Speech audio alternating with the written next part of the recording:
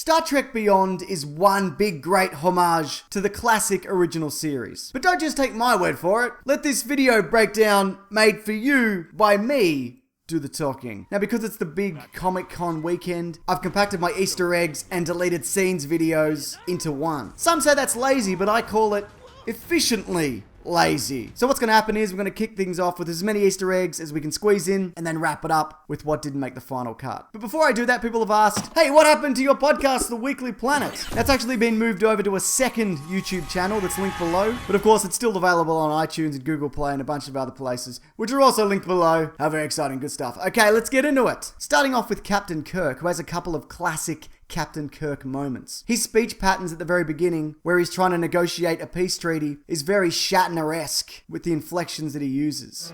And watch him. Hang on to being a human for 1 minute longer. I'm disappointed in you, Elizabeth.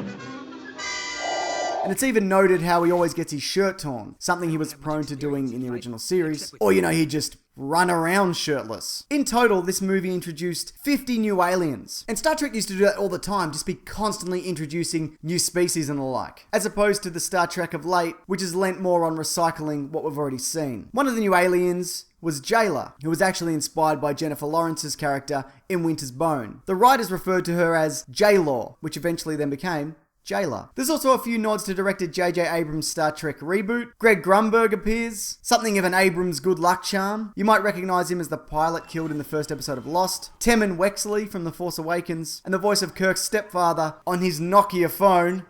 Nokia phone. In the 2009 film. This scene also featured the Beastie Boys song Sabotage, which reappears in Beyond and is referred to as classical music. Now, some have said that this could be a nod to the time Futurama referenced music from our era as classic, but I think that's been used in a few places, so it's probably more of a coincidence. We see an image of the original crew, and speaking of, like I said, there's a ton of original series nods, some of which include some classic tech, like a retro phaser, the transporter effect looking a lot like the effect that they used to use, and we even get a hint towards the episode Who Mourns For Adonais, when Scotty says that the USS Franklin was rumoured to be snatched out of space by a big green hand. The Enterprise is also destroyed again. Now that's happened a few times, most notably when Kirk set it to self-destruct in Star Trek 3. Hey, where's Spock? Has anyone seen Spock? Also, this movie begins on day 966 of the crew's 5-year mission, with 1966 being the year that the original series began, and Kirk even refers to the mission as becoming episodic. Also a nod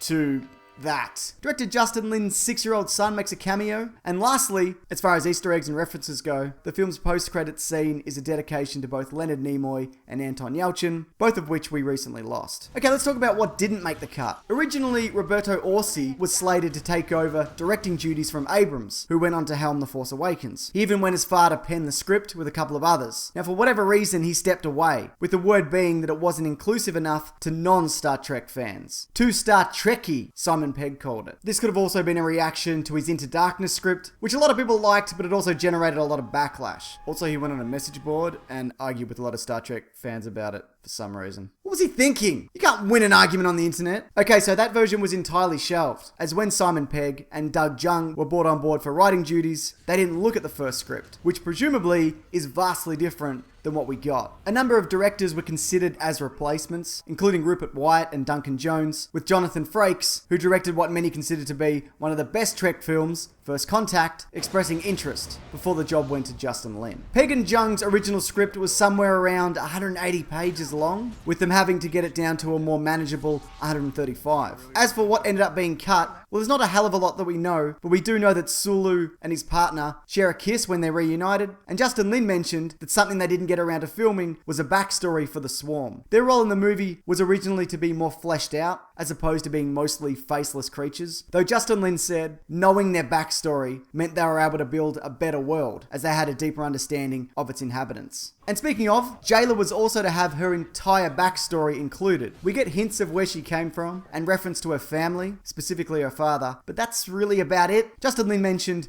that that's something that might be explored in the future. Potentially the 4th movie, where Chris Hemsworth is going to return as Kirk's father. What an exciting thing that'll be, but seeing as every second Trek film is crap, well, you know, we'll see how that goes. But you know what? I'm sure it'll break the curse. Fun stuff. Alright, that about does it. Big thank you to Eric for the new graphics. If you're interested in contacting him, I've left links to his stuff below. Now I have it on good authority that it'll work for human heads. But you know what? You might want to clear that with him first. So thank you, Eric. Really appreciate it. Question for you, though. Do you have any Easter eggs that you'd like to add from Beyond? Or even something not included in the movie that you would have liked to have seen? If so, feel free to leave your thoughts below. Also, this Monday on my podcast, The Weekly Planet, we're talking Star Trek Beyond, plus all the huge news coming out of Comic-Con. So be sure to come along to that if you want to come along to that. Alright, thanks everyone.